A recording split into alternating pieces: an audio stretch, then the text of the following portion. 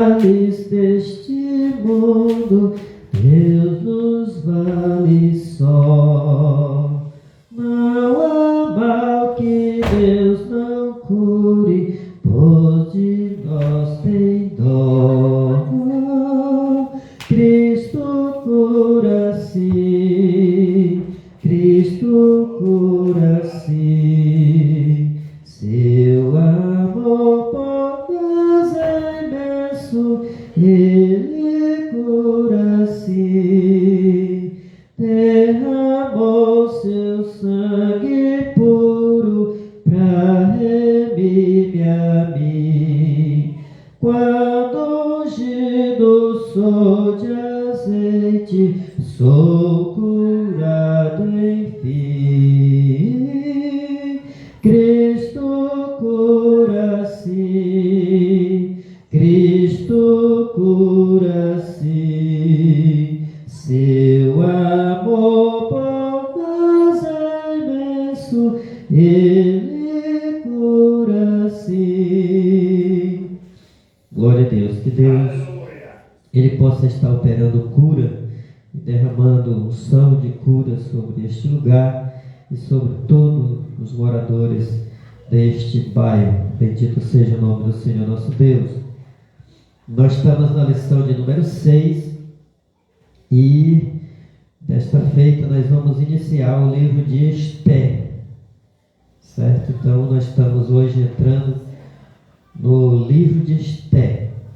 O textuário se encontra em Esther capítulo 4 e versículo 14 e nos diz assim: porque se de todo te calares, neste tempo socorro e livramento de outra parte virá para os judeus, mas tu e a casa de teu pai perecereis. E quem sabe para tal tempo como este chegaste a este reino? A perfeita vontade de Deus é a nossa verdade prática. A perfeita vontade de Deus é nos guiar por caminhos que levem ao cumprimento de seus eternos propósitos. Aleluia. Glória a Deus. Então nós estamos aqui iniciando o livro de Esther. Quem tem assim um conhecimento mais ou menos sobre o livro de Esther, de nós que estamos presentes aqui? Eu acho que parece que era uma órfã, né? Foi criada pelo seu tio, primo, se não me engano. Ele era primo. Né? Porque o pai de Esther, ou no caso Hadassah, lá dos judeus, ele era tio de Mardoqueu. Aí ele veio a falecer e Mardoqueu a adotou como filha. Foi isso? Então, Hadassah seria o nome de Esther anteriormente. Então nós vamos aqui entrar, nós temos aqui alguns objetivos da lição, que o primeiro objetivo é apresentar a organização do livro de Esther. Então, ou seja, o primeiro objetivo da lição é nos mostrar como que ele é organizado, certo? Da forma em que o livro é organizado. Segundo, explorar o contexto histórico do livro de Esther, ou seja, vai nos falar em que contexto esse livro foi escrito, ou em que contexto, mais precisamente, os acontecimentos que estão registrados nesse livro, eles aconteceram. E terceiro, expor o propósito e a mensagem do livro de Esther. Então, todos os livros bíblicos, irmãos, eles têm um propósito, eles têm uma mensagem central. E aí nós vamos ver qual é, no caso aqui, a mensagem central do livro de Esther. Qual é o propósito desse livro? O que ele propõe para nós? Aqui na verdade prática da lição, para quem tem a lição, tem aí, você possivelmente deve ter lido já, mas nós vamos ler aqui de novo o texto bíblico para ser lido em classe. Ele está em Esther capítulo 1, do 1 ao 9, que nos diz assim: sucedeu nos dias de Assuero, este é aquele Assuero que reinou desde a Índia até a Etiópia, sobre 127 províncias. Naqueles dias, assentando-se o rei Assuero sobre o trono do seu reino, que está na fortaleza de Suzã, no terceiro ano de seu reinado, fez um convite a todos os seus príncipes e seus servos.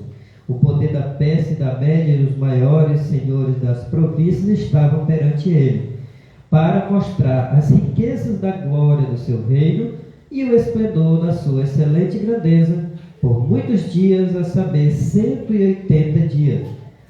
E acabados aqueles dias, fez o rei um convite a todo o povo que se achou na fortaleza de Suzã, desde o maior até o menor, por 7 dias, no pátio do jardim do Palácio Real. As tapeçarias eram de pano branco, verde e azul celeste, pendentes de cordões de linho fino e púrpura, e argola de prata e colunas de mármore. Os leitos eram de ouro e de prata, sobre um pavimento de pórfiro e de mármore, e de alabastro e de pedras preciosas. E dava-se de beber em vaso de ouro, e os vasos eram diferentes uns dos outros, e havia muito vinho real, segundo o estado do rei. E o bebê era por lei feito sem que ninguém forçasse a outro, porque assim o tinha ordenado o rei expressamente a todos os grandes da sua casa, que fizesse conforme a vontade de cada um. Também a rainha Vasti fez um banquete para as mulheres da casa real do rei Assuero. Então aqui é o início do livro, né? Se vocês observarem, é bem do início, iniciando capítulo 1, também versículo 1 ao 9. Nós vamos fazer a lição rápida, porque por hoje ser dia dos pais, às vezes a gente pode estar preparando alguma coisa, né? Nós não vamos ser pesados para os irmãos, tá? Até porque nós já vamos preparar aqui e depois vamos para casa também, né? Então a palavra-chave da nossa lição é Esther, certo? Porque nós vamos falar sobre o livro de Esther. A introdução da nossa lição, o comentarista coloca assim para nós: concluímos o estudo de Ruth. Os irmãos lembram que até domingo passado nós estávamos falando sobre o livro de Ruth, né? Nesta lição iniciamos o estudo do livro de Esther. Ruth é cheio de referências expressas ao nome de Deus. Esther, por sua vez, tem como característica singular e sempre destacada a completa ausência do nome Deus. Então isso aqui é uma característica desse livro, inclusive por essa razão, muito contestado por muitos sábios, estudiosos, porque ele não cita o nome Deus. Então o livro de Esther, em todo o seu contexto, ele não cita o nome Deus. Você vai observar que tem muitos momentos que você percebe o agir de Deus, mas não tem expressamente a palavra, certo? E isso é contestado, a sua canonicidade, por conta dessa razão. Porém, o comentarista completa dizendo: nem por isso o agir divino deixa de estar patente no livro.